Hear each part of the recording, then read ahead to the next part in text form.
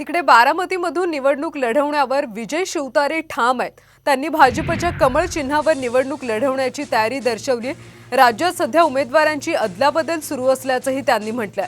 अजित पवार गटाकडून इतर मतदारसंघात शिंदे गटाचा प्रचार न करण्याची भूमिका म्हणजे ब्लॅकमेलिंग असल्याची टीकाही त्यांनी केली आहे।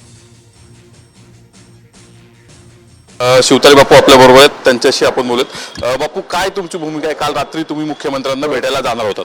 मी ऑलरेडी मुख्यमंत्री महोदयांना सांगितलेलं आहे, महायुतीमध्ये ही सीट मागून घ्या।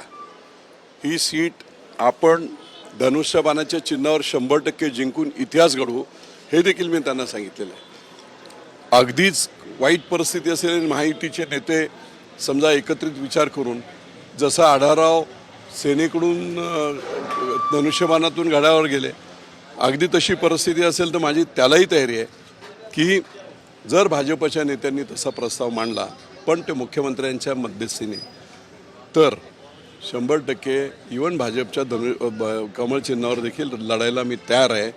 इंडिपेंडंट लढण्यापेक्षा, एवढा सगळा गदारोळ होण्यापेक्षा एक ऑप्शन हा करावा अशी विनंती मी केलेली आहे। मुख्यमंत्री महोदयांनी सांगितलं आहे की अगदी गरज पडली तर मी स्वतः राजीनामा देऊन टाकेल पक्षाचा, पण जनमताचा जो आवाज आहे त्या आवाजाच्या प्रती मी समर्थपणे लोकशाही मूल्य लक्षात ठेवून उभा राहणार। पक्षाची शिस्त तुम्ही पाळणार असं शंभूराज देसाई म्हणले होते, केसरकर म्हणले होते, मुख्यमंत्री स्वतः म्हणले होते। पक्षाच्या शिस्तीपेक्षा ही आता लढाई, मी तुम्हाला परत सांगतो, बंडाची नाही, ही पवार वर्सेस बारामती लोकसभा मतदारसंघातील सर्वसामान्य सर्व जाती धर्माचे लोक यांची लढाई आहे।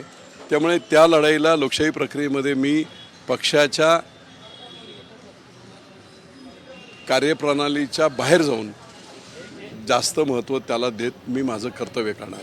ते होते विजय शिवतारे। कुठल्याही परिस्थितीत निर्णय माझा बदलणार नाही, बारामतीमधून लोकसभा निवडणूक लढणार यावरती ते ठाम आहेत। कॅमेरामन सुमित भोसलेसह नितीन पाटणकर, साम टीव्ही न्यूज, पुणे।